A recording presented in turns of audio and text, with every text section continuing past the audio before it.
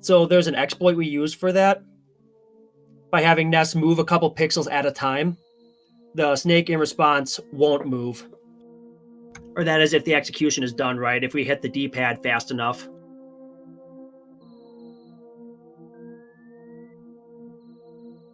Falexxx is definitely one of the best when it comes to stutter stepping.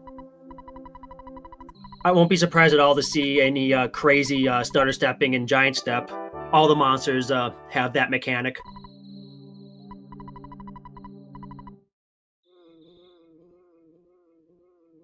Yeah, I say that, but even that snake kind of playing bouncer on that Onet hill, that would have been really crazy to stutter past.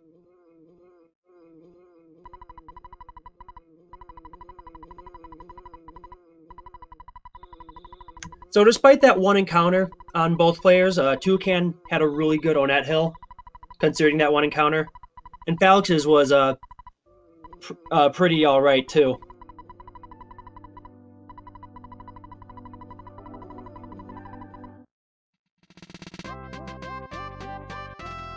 Yeah, the lead can definitely change over the course of this hour-plus long run.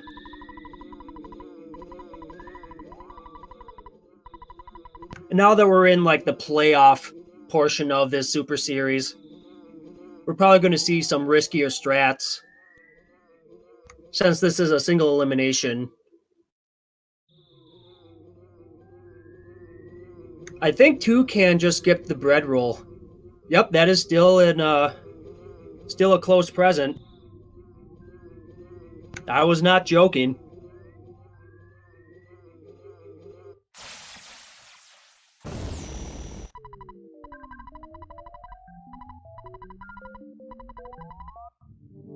Yeah, the slug grind is definitely a huge part of getting a good boogie percent time. That's a fair prediction.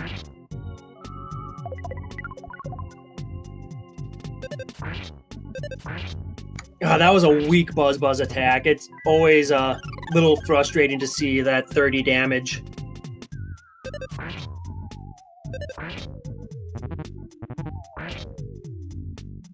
That charge forward, though, that'll make up for it. So this first boss that I'm using in open air quotes has 200 HP. So it looks like Starman on Toucans took about 140 damage.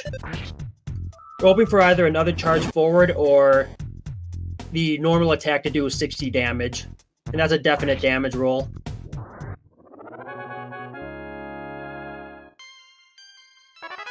So that was what we call a 3-cycle fight.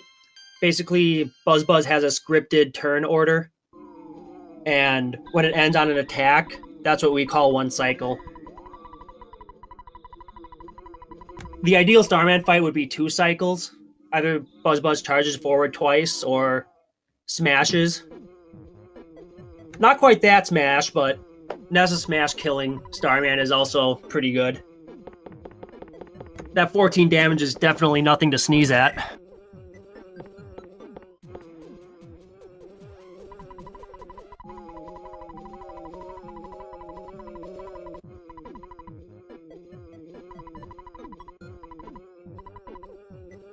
Yeah, that's okay, Falexxx. I mean, Onet Hill encounters happen to the best of us. I'm just really happy the Crow didn't kill either of these racers. The Crow is definitely the scariest monster of the 3. They have a ridiculously high speed, and that also means they have a ridiculously high evasion. And they also peck for the highest amount of damage out of the 3 animals.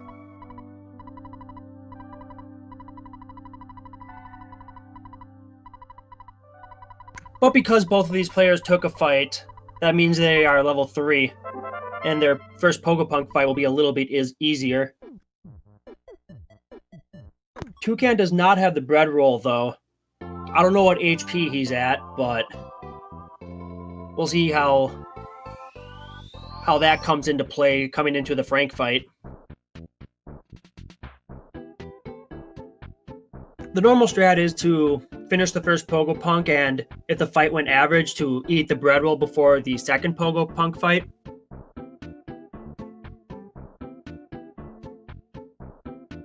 I think he might invest a life up instead of using the bread roll.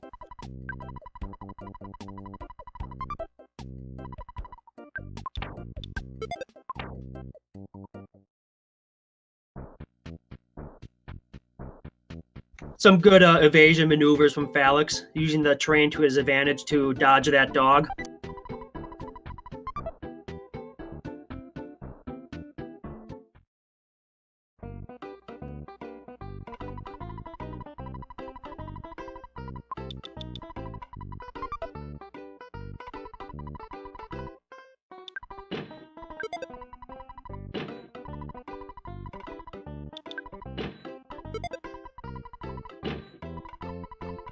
Both of these runners have 9 offense, which is a pretty high for level 3. There is a chance that both of these runners can two-shot the first Pogopunk. Falexxx choosing to fully heal himself up with that random butterfly.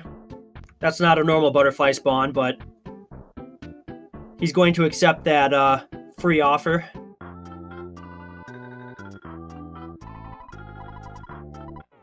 Well, I mean, I guess it's 5 seconds for the animation to go through and the text to pop up.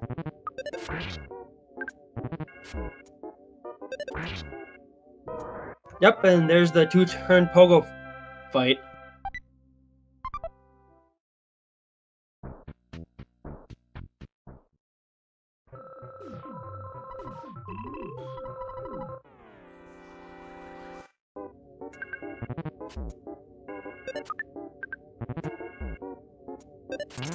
Yeah, both Falexxx and Toucan move to the hospital and then downright, basically despawning one of the possible spawn tiles or locations where these sharks can spawn.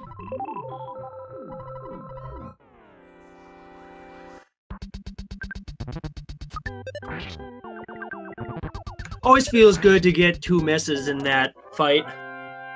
That means Toucan doesn't need to heal up before Frank. He is at 46 HP, which is a low range for starting this fight. Every HP is important for this fight.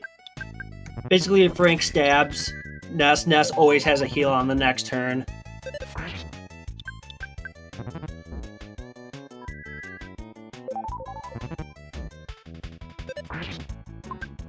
Basically, not healing after the hula hoop made up for not picking up the bread roll in the Onett Hill. So that risk from Toucan paid off. So yeah, Falexxx, knowing what I'm talking about, he had to use a hamburger to heal up 2 HP. You don't want Frank to stab you and then Ness being under like 21 HP. Oh, nice smash. And that was a nice life up. So this game's damage mechanic is pretty interesting. Pretty much all damage is taken over time, and the damage like rolls down. And if Ness is able to queue up a life up before his HP goes to 0 when his turn starts, he can get the heal before the game tells you that you're dead.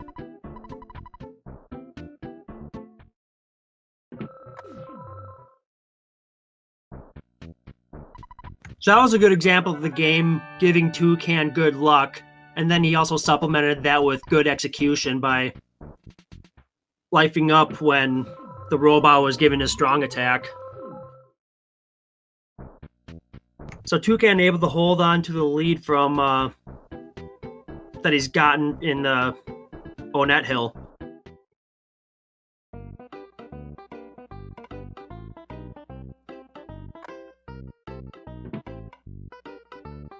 But like it was mentioned in chat, the slug grind is coming up.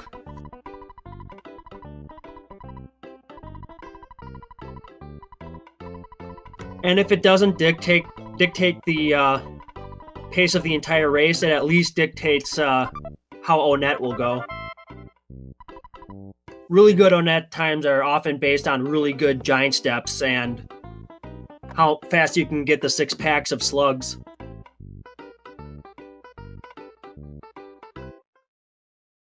Or 5 packs, depending on how these players want to play it out.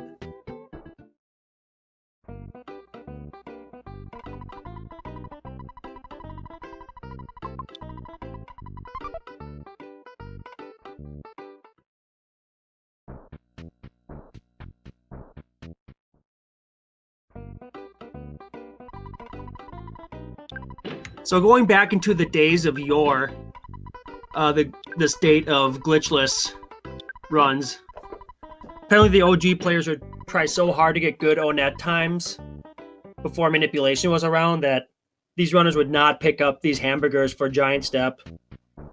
They would just go ham on Titanic Ant and hope it doesn't kill Ness. But I'm personally a fan of stocking up on hamburgers.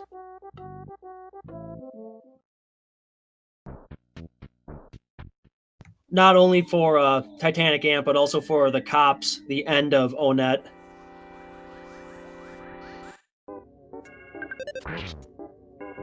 So Toucan starting on his first 4 of 22 slugs that Ness needs to get to level 8. The PSI ability that Ness learns at that level will be the main DPS for killing Titanic Ant. The first and hopefully only Sanctuary boss that we will see defeated in this run.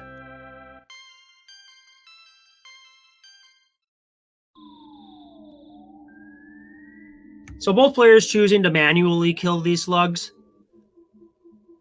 Fortunately, Ness is level 5 for only 1 of these encounters.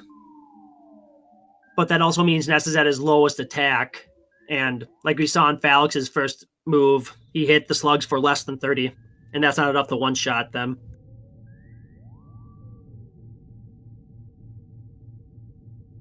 So Toucan showing off some stutter stepping. Able to just swag walk past the mouse. More or less past the mouse and able to go to the slugs. Definitely faster experience.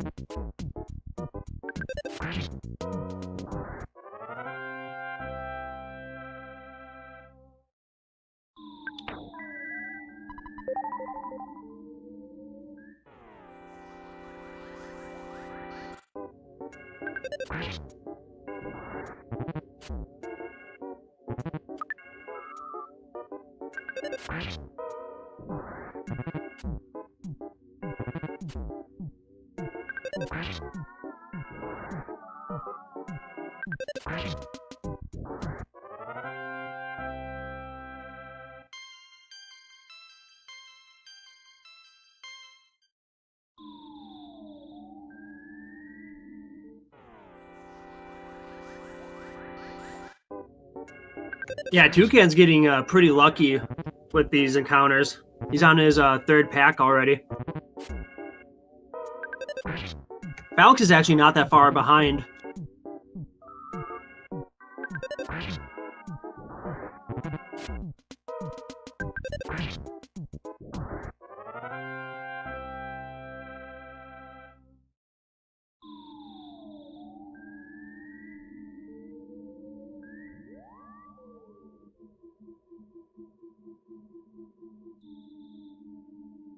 Yeah, these slug fights aren't complete pushovers.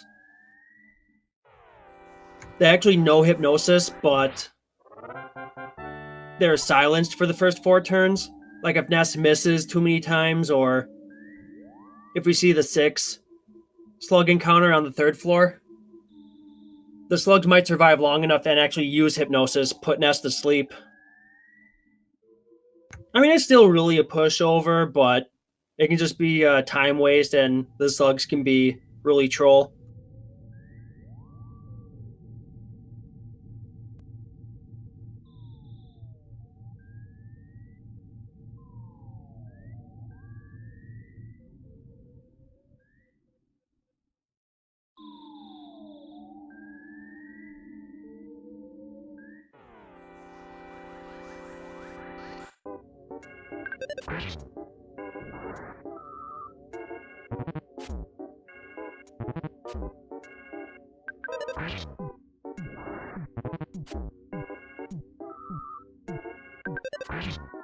Yeah, Toucan is still opting to manually kill these slugs, not having much faith on Ness one-shotting them.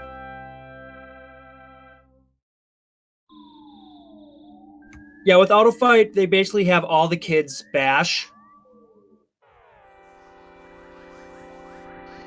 until one of the kids are at like a less than a quarter of their total HP, and then Ness will use a life up alpha if that happens.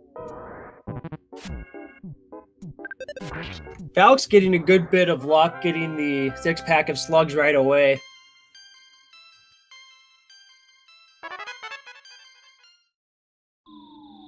A majority of the time, I have to respawn that 3rd floor just to get a 6-pack. At that point, the black sprites can also be a black Antoid, which is a stronger version of the slug. They know life up. They can call for help. They're really an annoyance. And like the best way to figure out if they're slugs or ants is like how many there are in a group. Usually the slugs are more social. Packs of 4 or 6, they're pretty much going to be slugs.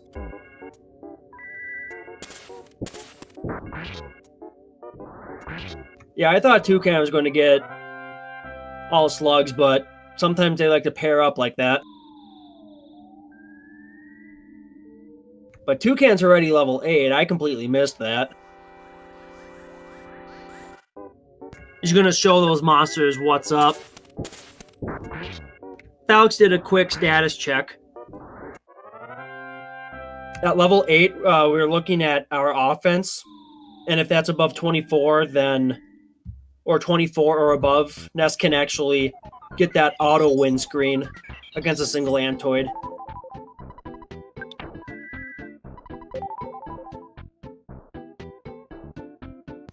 Yeah, Ness got ambushed by the ant. They can just spawn right on top of you, say, hey, what's up? You're fighting me now. Yeah, he's not even going to bother with going back to that butterfly room. Just using a hamburger and starting the fight.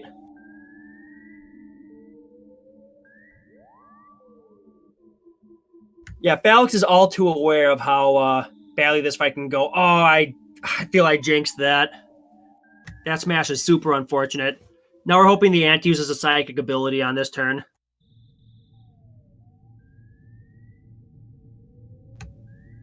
Titanic ant, man.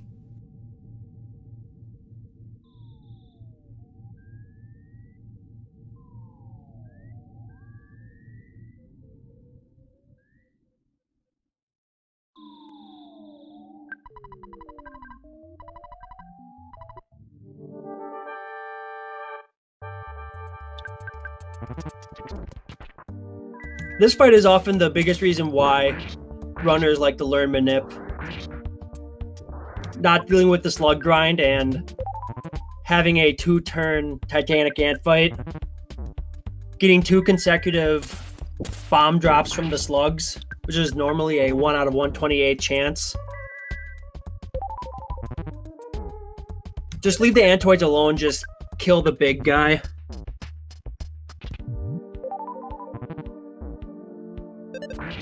So meanwhile, Toucan's having the fight as it's supposed to be done.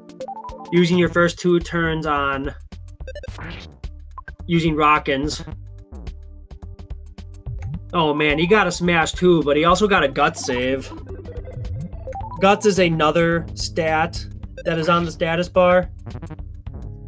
So Ness should have taken mortal damage from 18, but there's a % chance that Ness can survive with 1 HP. That time he didn't get it, and looks like both players are going to be having take 2 on the ant. Rip.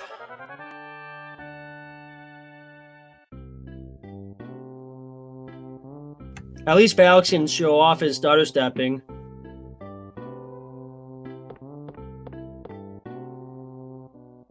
He was kind of doing a half stutter, just trying to go up Giant Step as fast as possible. Not really caring if the monsters trail him. Seems to be in perfect control. That being said, it's harder to stutter step when there's more sprites on the screen. Yeah, there are just too many ants.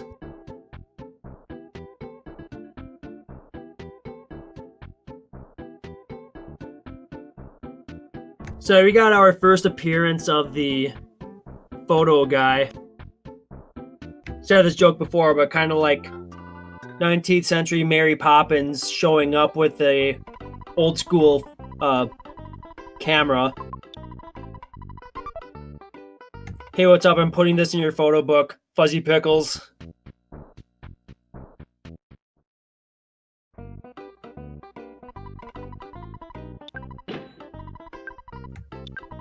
Yeah, like I said, Toucan did that fight like textbook ant fight. The first 2 turns are supposed to be on Rockin', and if he had enough psychic points for a life up, use that. And then the fight basically plays out like Frank. If the ant bashes, you use a hamburger on the next turn. Otherwise, bash and hope you can get the 235 health or 236, something like that. But it's really a small chance for the ant to smash, but both of these players have done enough unmanipulated runs that little chance isn't little enough.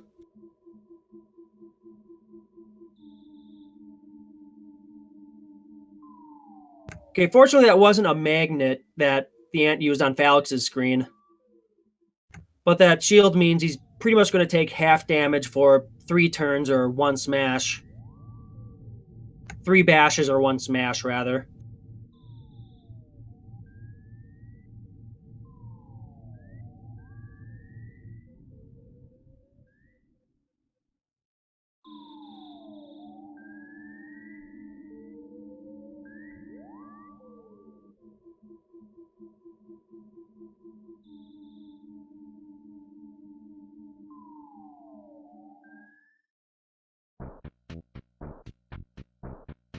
I think Toucan also has 23 HP, so he's going to have to stutter these ants as well.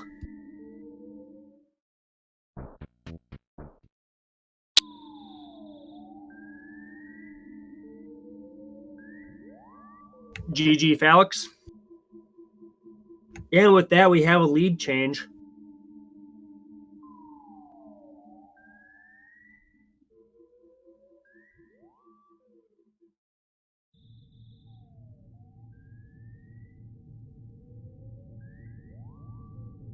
But we still have PRV, Happy Happy Village and Car Painter, and Winters. And Winters alone is a really big set of momentum for a good boogie percent split.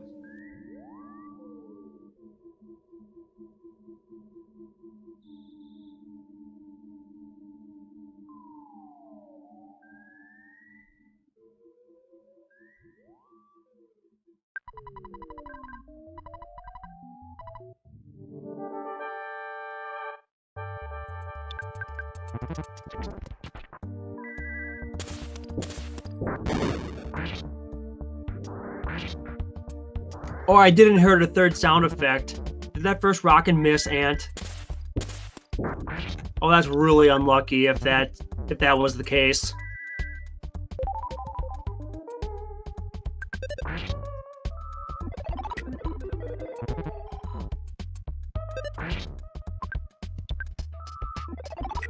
Yeah, we're hoping for a couple smashes to make up for that lost damage.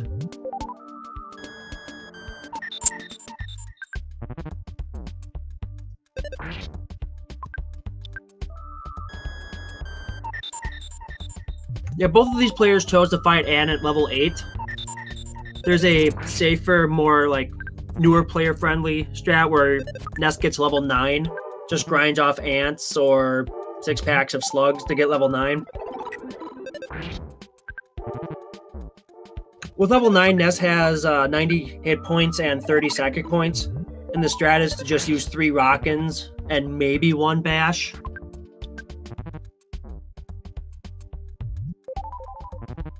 Both of these players are more than confident to fight Ant at level 8. Just bad luck can happen. Yeah, there was a little overmash that Falexxx did at the office, at the police station.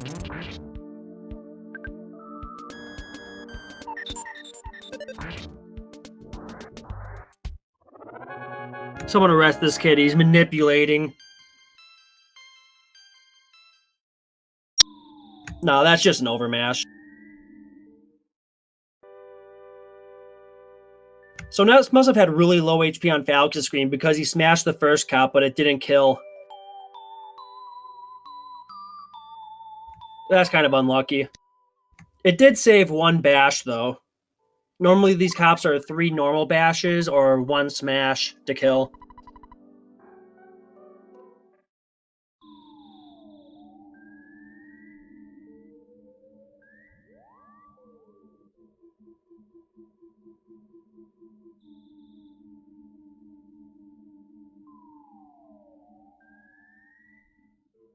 Oh man, another smash from Onet. Yeah, this is a pretty rugged cop fight. I forgot how Falexx's ant fight went, but it looks like he didn't buy any hamburgers.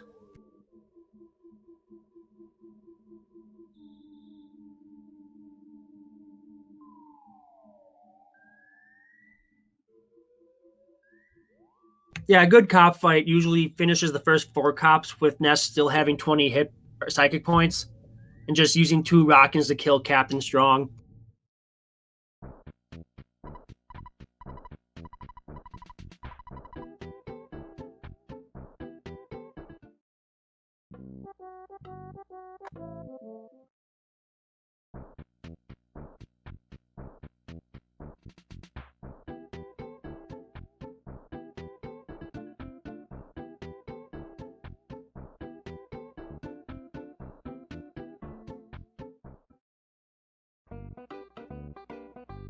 I guess the more aggressive version of that Captain Strong fight would have been to use a rock in turn 1, but that would have been really brave. I respect the turn order that he did.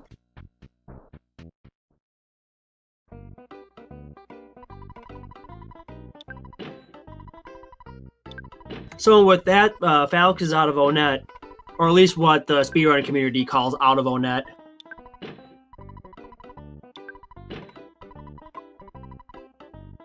Considering that was a long Titanic Ant fight and death, I don't know if it was long, but it was a Titanic Ant death. That was still a really solid time.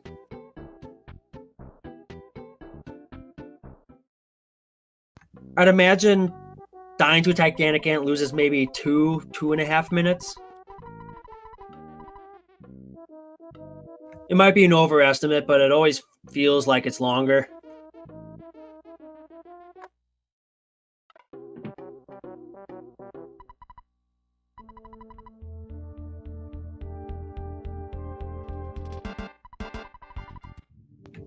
Yeah, getting past that mushroom was a little dicey. They have a low detection radius, but you don't want to get into one of those fights. So it looks like Toucan stocked up on hamburgers. I mean, that was a pretty ugly ant fight that he had. Super prepared for these cops.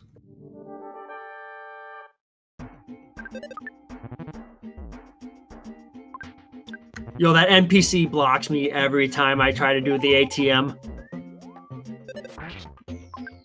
I feel your pain, buddy.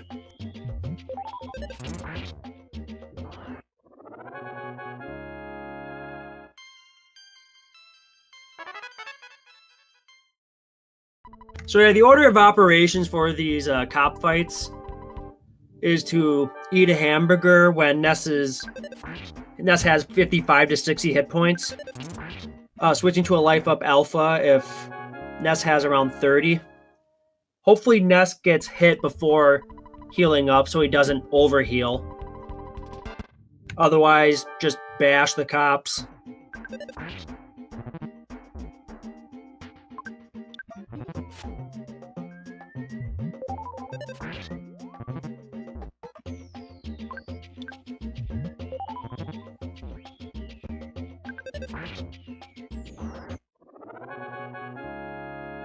So Falexxx has some story to get through in Tucson.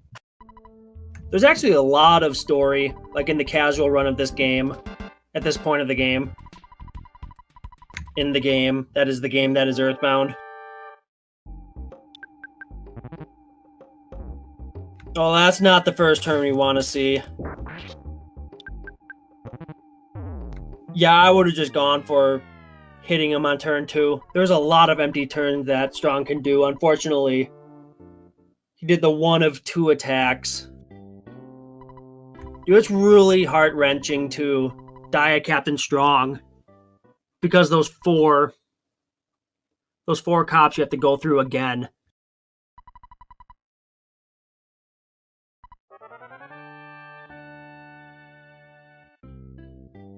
So that dialogue was basically Paula's introduction to the game. Basically praying to Nest in his sleep.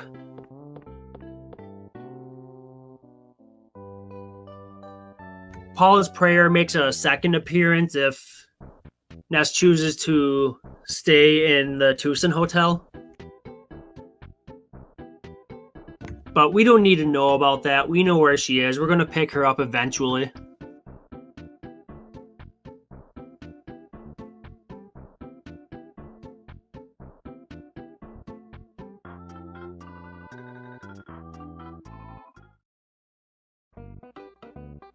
Yeah, and Falexxx is just getting gate-kept by these sprouts. And I like to think this cave, like this narrow cave, these 2 small rooms, I think they're just as bad as walking through a peaceful rest valley. Just kind of that winding gauntlet with the pencil eraser. At least in PRV, what we call peaceful rest valley. At least we have terrain we can hide behind. And places to maneuver around the monsters that can spawn there. The narrow pathways, you just have to deal with the tile spawns, having sprouts, mushrooms, or nothing.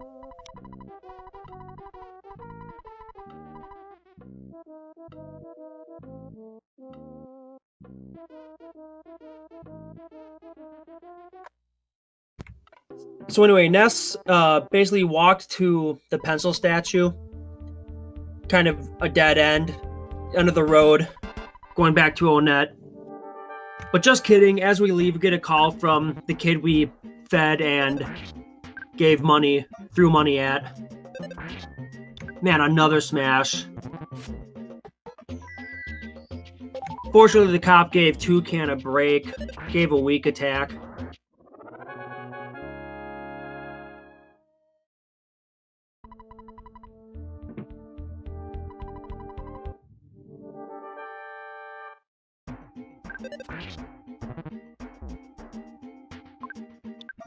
So with the extra experience that Toucan has, I'm pretty sure he'll have high enough offense to 2-shot the cultists, or 2-bash them. So at least that could possibly be a little bit easier. Shoutouts to the hamburger drop.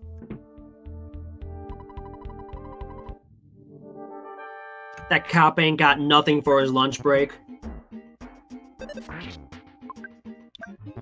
Maybe Captain Strong will share his boiled egg with him.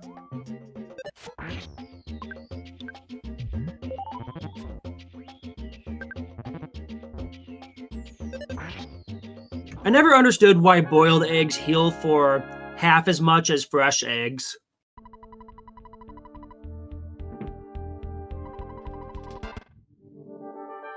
I don't think boiled eggs being prepared, maybe even seasoned, more edible, more digestible. I don't know.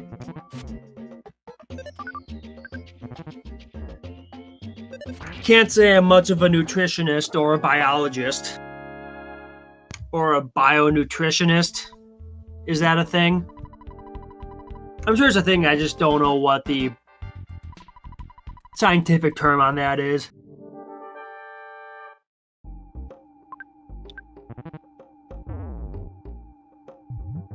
Yeah, Toucan wasn't worried at all about healing from 34. Usually the magic number for console is like 21 to 23. Anything less than 21 is just dealing with the kind of text that the attacks have, as weird as that sounds. But mostly like how lucky you can mash. Fast mashing is nice, but if you're able to mash on that first frame, you might be able to heal from 20 or even 18, as we've seen earlier. I think it was Namix that pulled off a heal from 18.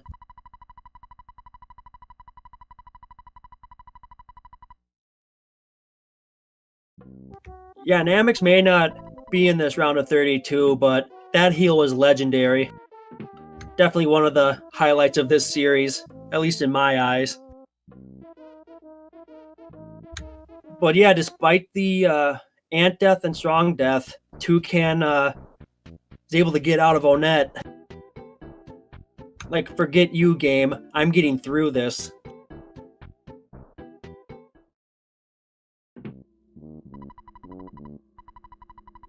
Uh-oh, buddy. Toucan is doing some muscle memory from the glitchless run. In Boogie Percent, there's not really a spot you can efficiently use that exit mouse.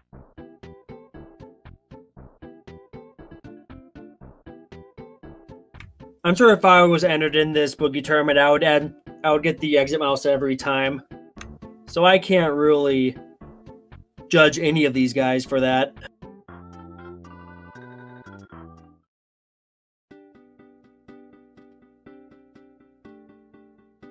Yeah, I definitely have to respect that opening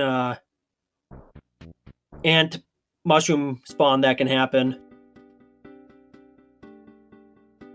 Yeah, and those ants, they can really snipe Ness. Seem to lock on from almost off screen.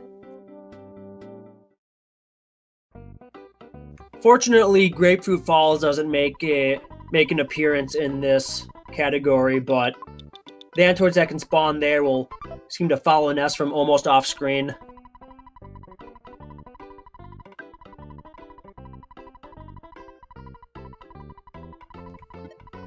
So Falexxx is starting what we call the shack fight. It's a scripted, well, I mean the turn's not scripted, but it's a scripted 2 cultist and 1 crow fight. Unfortunately, one of the cultists' possible turns is to call for help. It's a lesser chance when there are more than 1 cultist on the screen, but chance is greater than 0.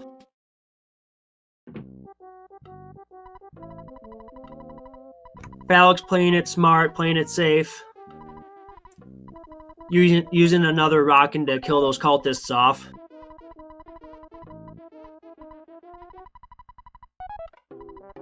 Alright, he's stocked up on croissants. This is still good.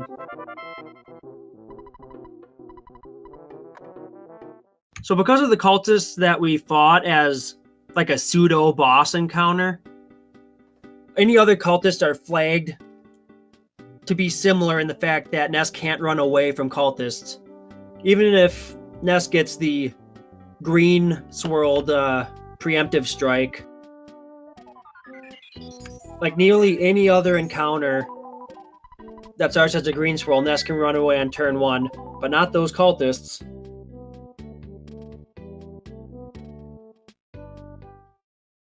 Like, I grew up playing this game and I didn't know that until I started speedrunning this game. Unfortunately, I learned that the hard way.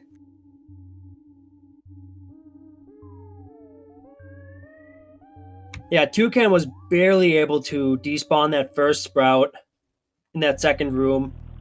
Just basically hug that left pixel. It's like barely left of the cave entrance. Left and underneath. Yeah, there's like a coordinate where the sprouts will actually despawn themselves. Spawning from left or right is more forgiving than up or down. It's like a screen and maybe a third for a horizontal despawn, and it's closer to a screen and a half.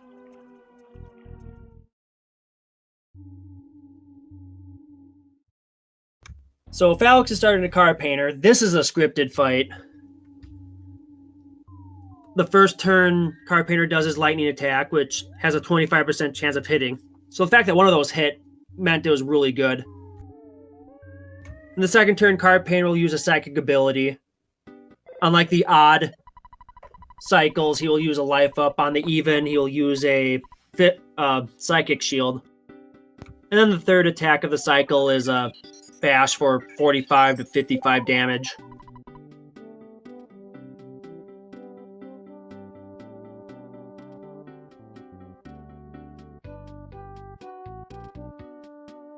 So that was a 2-cycle fight. 2 sets of lightning attacks it took to kill himself. Shoutouts to the Franklin badge. Shoutouts to Hippie Manippy.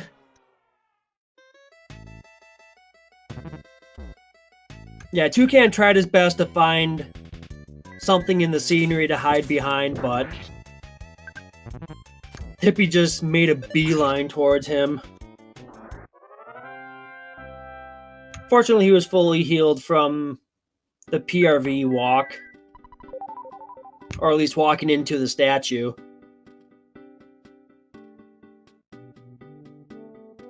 So yeah, instead of healing at the hotel in Tucson, or maybe even at Frank back in Onett, there are a couple spawns in Tucson and PRV where butterflies can spawn and heal for 20 psychic points. Ness is basically going to pick up 2 of those, and that'll be basically fully healed.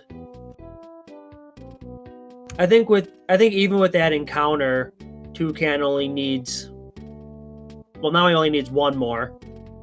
But I guess he picked up the 2 already, so it's whatever.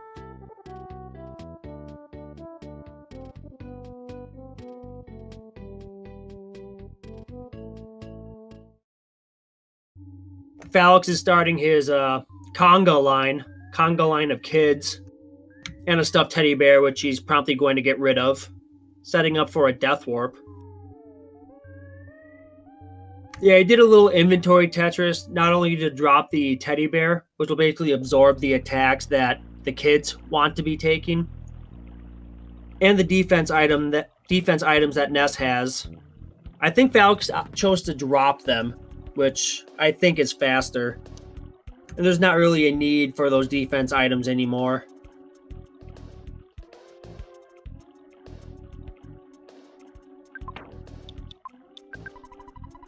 Oh, Ness is actually at a really good HP point.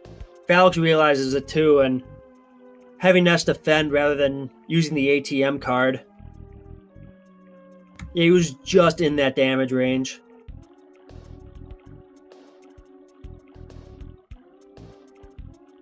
Yeah, when Ness dies, the next alive kid picks up the auto fight option. So Falexxx is just doing that, having Paula bash at the mole.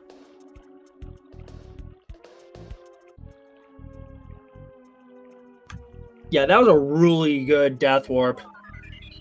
Usually the moles get absent-minded or confuse themselves. Or Ness can start the fight with more HP. Which is one of those counterintuitive points where you want to be really low.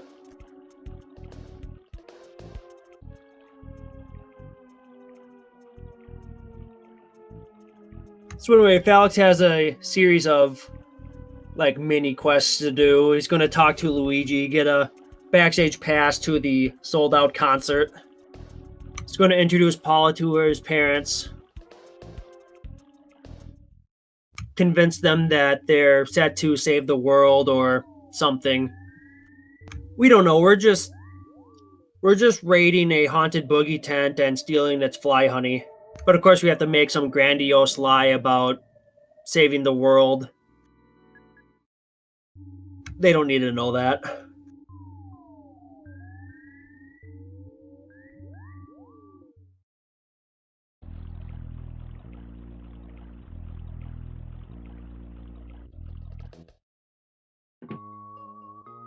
Yeah, really interesting story about the glitchless world record.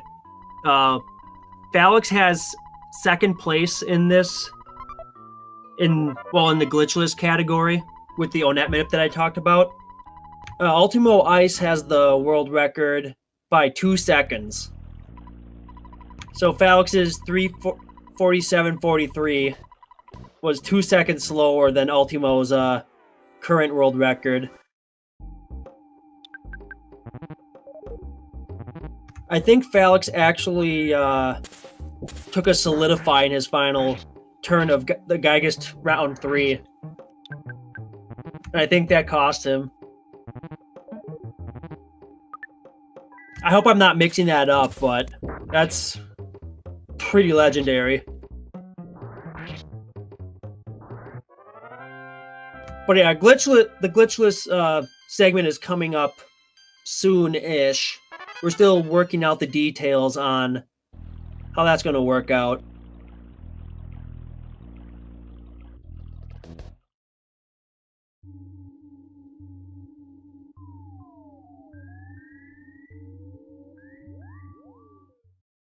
So Toucan just picked up the Franklin badge from Paula. She was able to sneak it between the bars. Hopefully Janet, the chapel bouncer, doesn't block the door. It's just a really unfortunate spawn location for that NPC. Nothing you can really do but respawn her as she gets stuck between the pillars.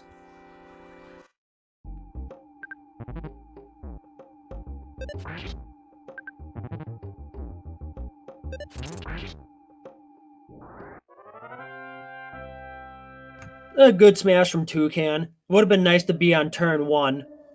The cultists have 94 health, and I think I saw that smash hit for 95. But still, saves a bash. Not bad.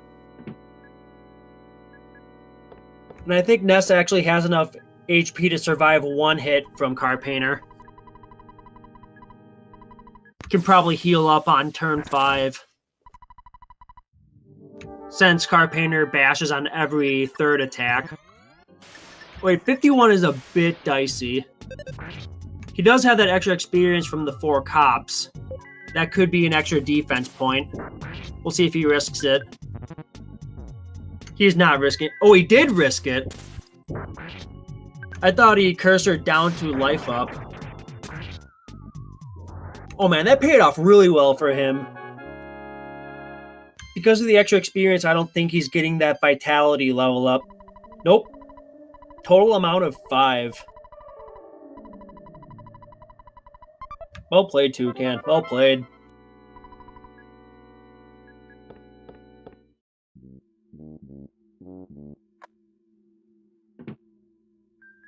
Yeah, I would have lifed up like a wuss.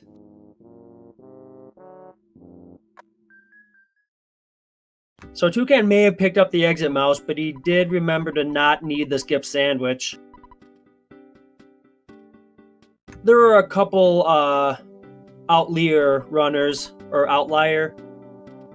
I don't know how the word is pronounced, but there are a couple runners who still pick up the skip sandwich and try to run through 3'd with it.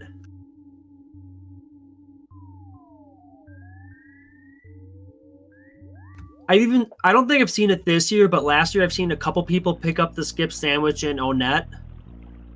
There's one in Giant Step in the first room. Well, I guess the first side room in the first floor.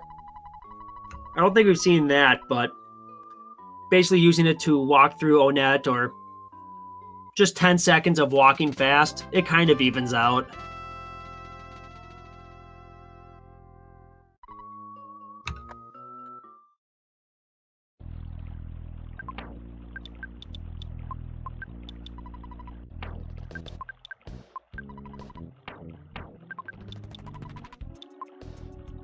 Yeah, Syrian, that's basically me with the bomb that's in PRV.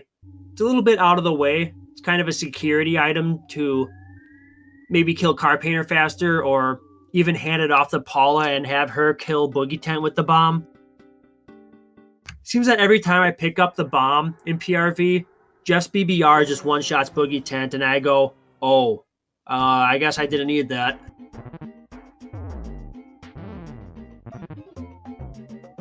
Oh man, that was another gut save. Paula has 1. Her guts level is 1. So, like, really? I don't know my numbers, but I know it's a stupid low chance for Paula to gut save at that low of a level. But even so, that was a really good death warp as well, coming from Toucan. So at least he's holding even on that regard.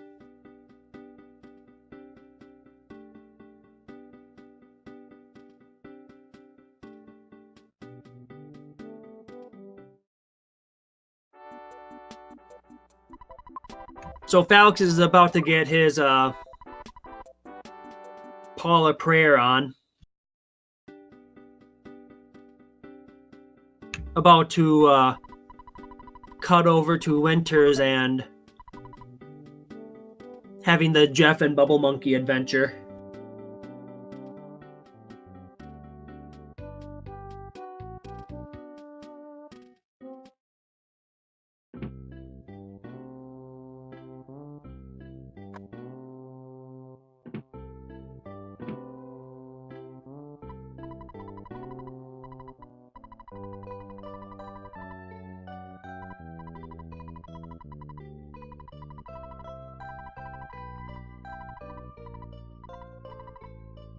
Toucan's about to go to Berglund Park. This was always my favorite part of this game since picking up the speed run.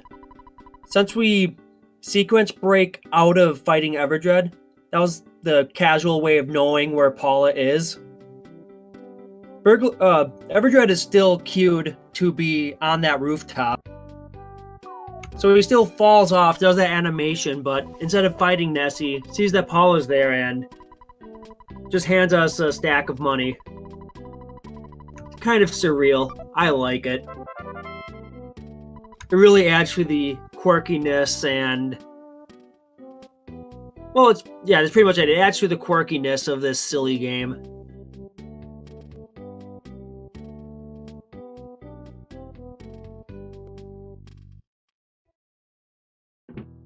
We already saw a hippie ambush Toucan screen and just use a ruler at him.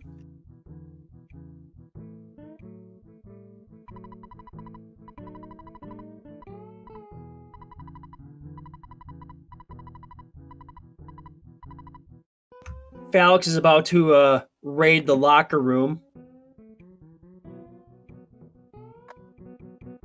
Going to use a baseball cap and a cap gun. Yep, no problem here. No problem here whatsoever.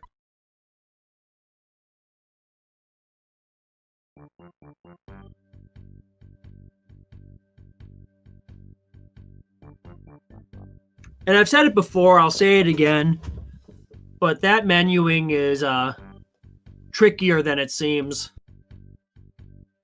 Being able to open the inventory, cursor over to the right item, being able to do that multiple times in that short segment. I always screw something up, whether it's like opening Jeff's status bar randomly or trying to lockpick the lockers with a broken spray can. That's my favorite. I think even one time I tried to nuke it down with the BBR. Fortunately, doesn't use the bottle rocket, but I think it's one way to open it. Hashtag worth.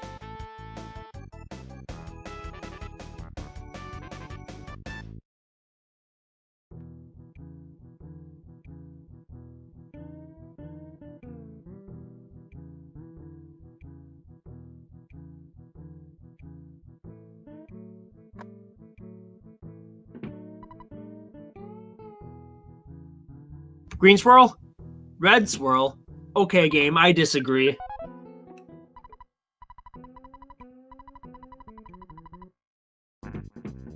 As a silver lining, these dogs and winners do have a better chance of dropping the bread roll.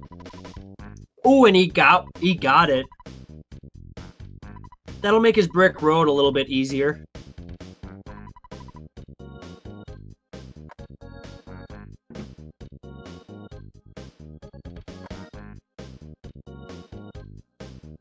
Maybe he can opt to use the bread roll after getting bashed for the first time against Protoplasm. I wouldn't blame him if he saves it until after battle. It's a well-known and well-used joke in the Earthbound community that the worthless Protoplasm is the truly the hardest boss of Earthbound. You're just at the mercy of RNG.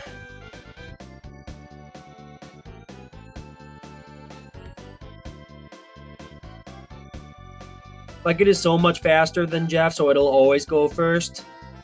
It can get its 3 bashes before Jeff's 3 bashes, or 3 shots, I guess. You can't really pistol whip the guy, the Protoplasm.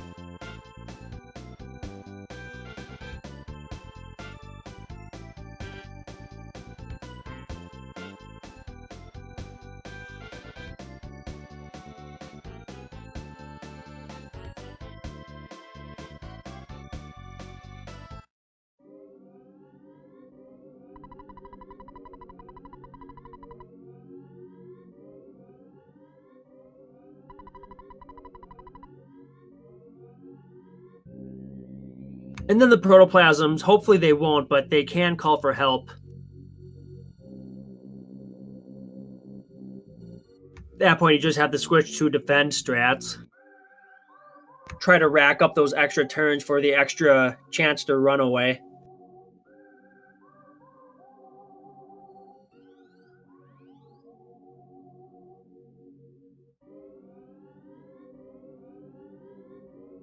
I guess on the bright side, a dying to Protoplasm doesn't lose all that much time compared to other deaths. If it's a quick if it's a quick proto death, then it loses only a minute. Yeah, 2K was having a little trouble getting those zombies to pay attention to him. Yeah, the zombie turning around is the cue for getting that dialogue and getting this lady to spawn. Oh, that was really close to being a first proto skip. Yeah, that is by far the hardest encounter to dodge. That was a really sick setup. Yeah, I think that was the best chance anybody has to getting the skip.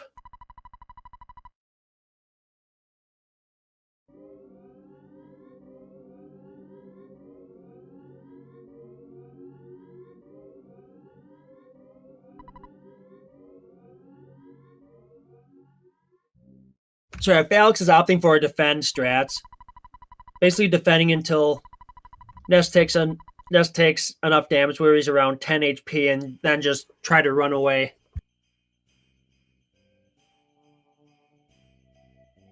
Or 5 or 6 turns.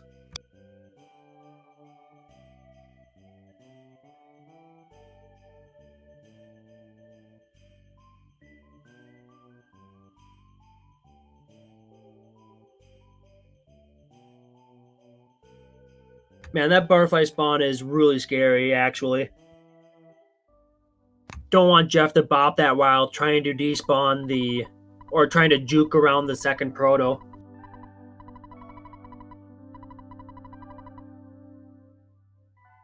It'll be interesting to see how he works around that.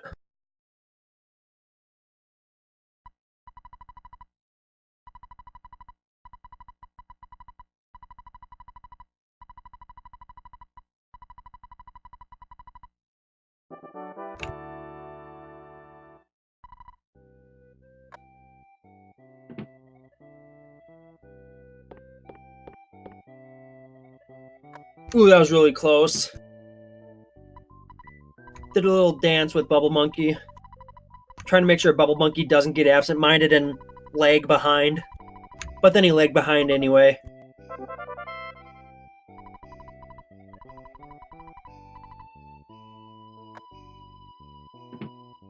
Jeff must have gotten a lot of HP from that level up.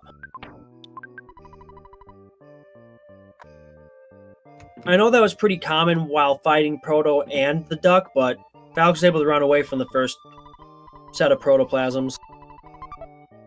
Really unlucky call for help, Luck. Fortunately, Falexxx realized that it was taking a long time and Jeff had a decent chance to run away again. So yeah, bad luck, but good execution. Good reactions and, adapting. And that's what this game, like a lot of other RPG speedruns are all about. Just game knowledge and learning how to adapt with what the game throws at you.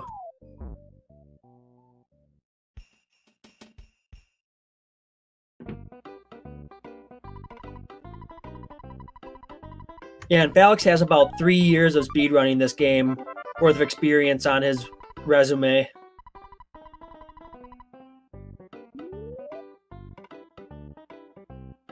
So I'm not saying that we've seen everything, but there's not much in this game that he hasn't seen. Or at least that he knows how to deal with it.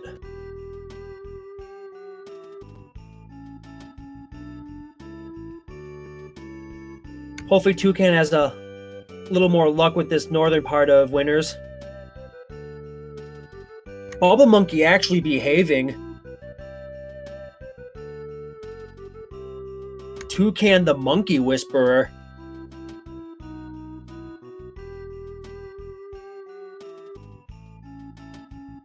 Yeah, Northern Winters is all about that one spawn and how to deal with despawning it.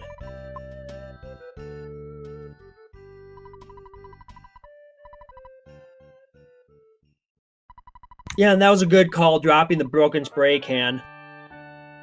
There's a bit of dialogue after that prayer saying that Jeff fixed the item and it became a better item. We don't need that better item, though. Just chuck it.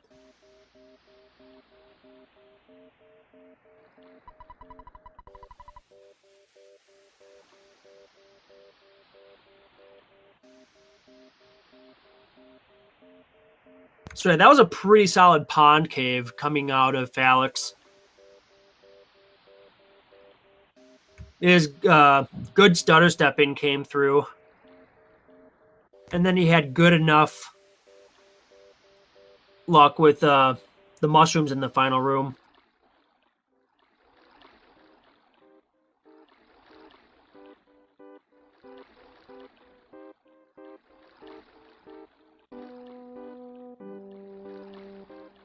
Man, side by side, we have my favorite cutscenes. That's pretty hype.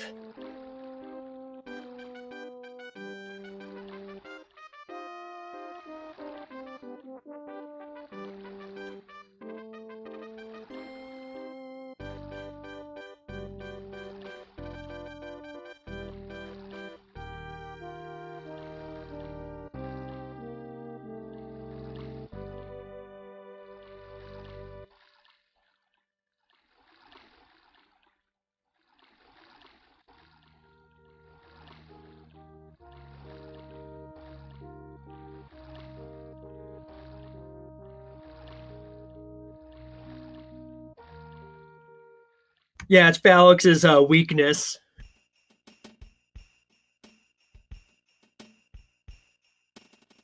There's still hope.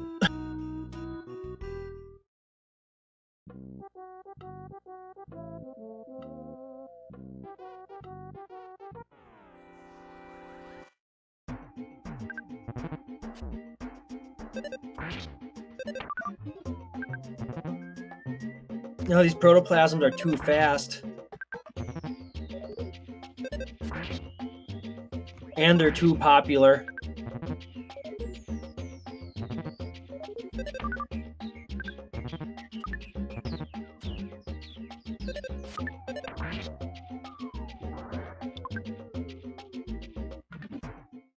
Whew, that was close.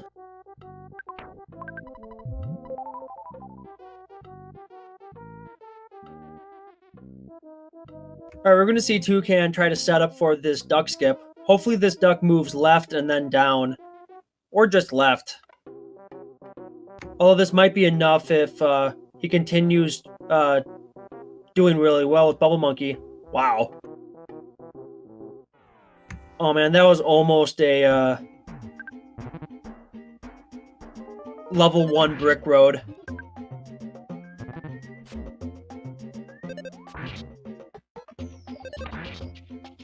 Always feels good to see Bubble Monkey take a hit.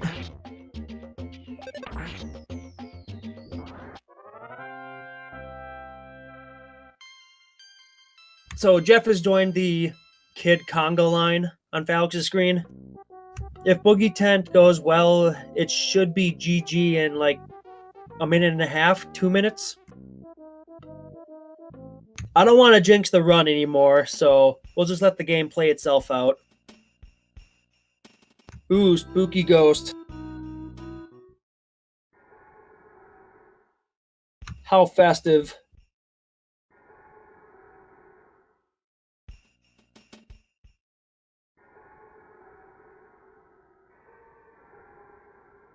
Toucan had decent luck getting an empty first part of the room. He needs at least something to work with when it comes to despawning everything. Yeah, Pond Cave is basically a game of trying to despawn stuff and hopefully gain some ground out of it. Like progressively make progress. Progressively. I'm such a poet. Anyway, Boogie Tent is down. Seems like Jeff's big bottle rocket did enough damage. Think that was a 2-turn? I don't know. I was too busy staring at Bubble Monkey.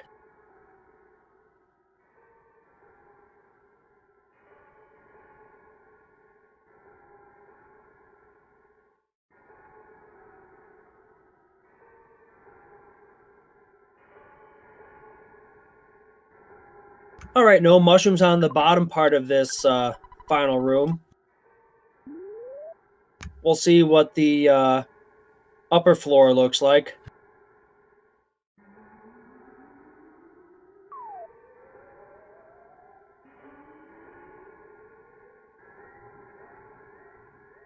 Yeah, Toucan is just going to go for it, not picking up that single bottle rocket. I don't blame him. Yeah, GG. Yep, there's no fly honey dregs on the bottom of the garbage can, Falexx. I tried looking for it myself.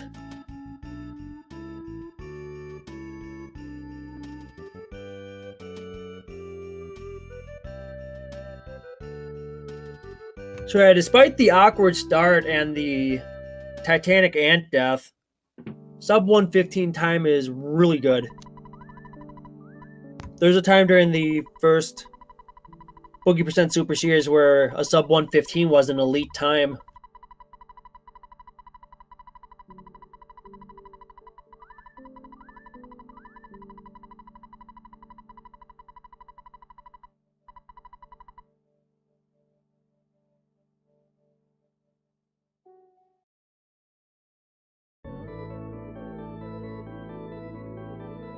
Yeah, shout out to the mock pizza guy. One of the crazier NPCs and possible phone numbers that we pick up in this adventure.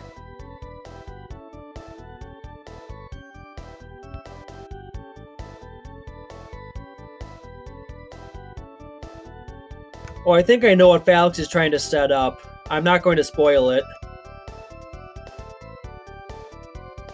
Maybe if Toucan hits .done before Falexx gets to pull it off.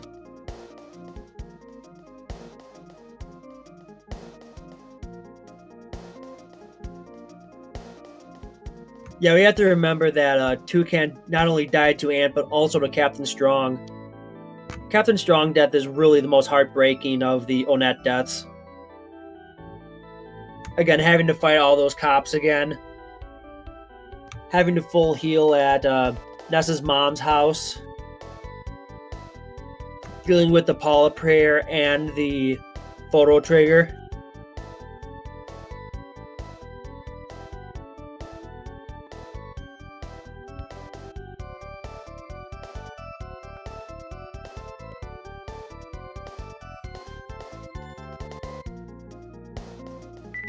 I don't know what you're talking about, Watashi. Falexxx is just giving us a scenic tour of Nighttime Threed.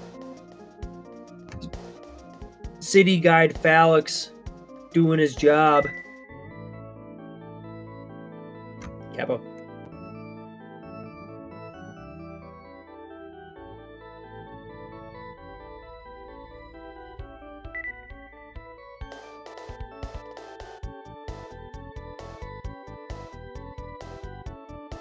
Man, look at those majestic boxcars. They're just beautiful.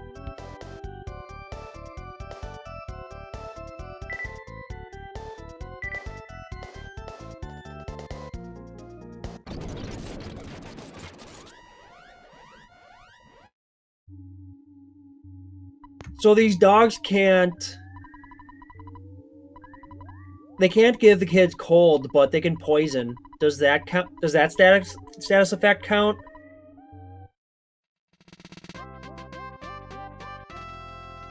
I'm not very well versed in 80% lore. I guess it does.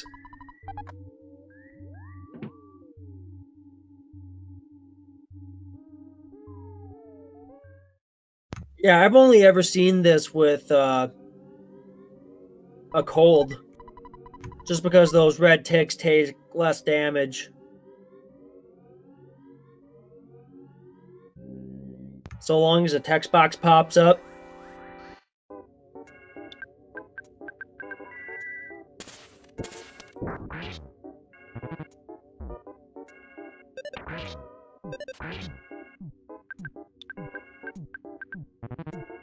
Yeah, I think Toucan just got a ninja encounter.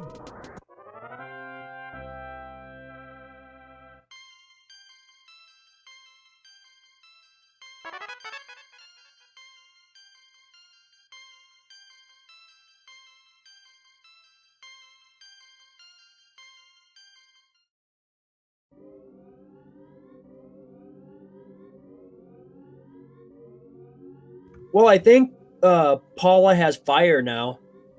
Paula can do some DPS in this boogie fight.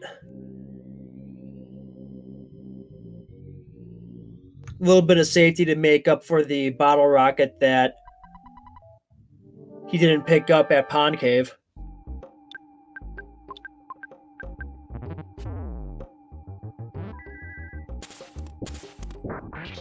I heard that mortal damage soundbite and I thought that one of the kids got hit. That's always the worst.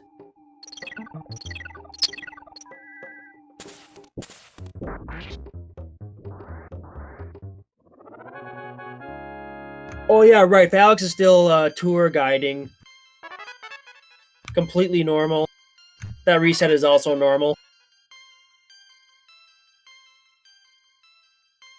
But no, that's an out-of-bound glitch. It's like exclusive to the 80% run of the game.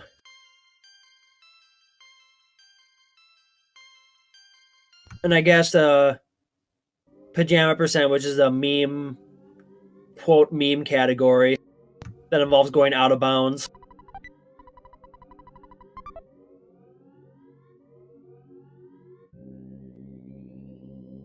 Well, GG Toucan.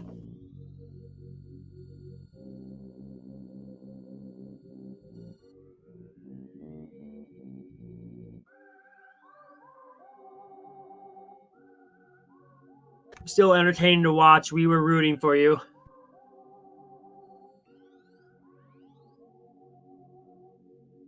Yeah, just part of every speedrunner's career when they get completely wiped by Onett. It's a completely normal part of the run.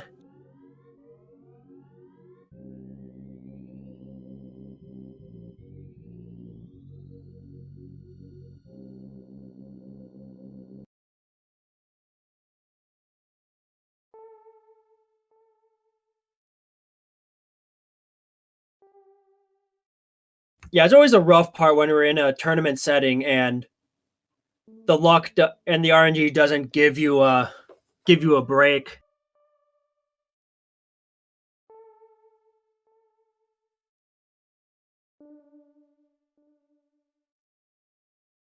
Yeah, these times do not by any means reflect the skill. These runners are definitely capable of better times than these. Just the game threw them some fastballs. I think that's the proper metaphor. I'm gonna roll with it.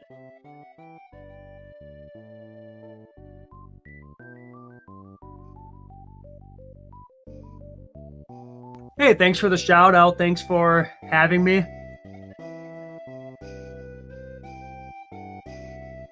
Sorry, it's been a while since I gave my last commentary. I'm hoping to get back into it now that the Boogie tournament is at its last half. Thank you as always, Fiesel, for hosting, for restreaming what you can of these Super Series matches. It's always been an honor. Yeah, thank you, Falexxx. Thank you, Toucan. Thank you, everybody else who registered in not only the single elimination bracket, but the groups as well. We had a lot of people, older and newer, enter these Boogie bracket, and it's really been fun to watch and commentate.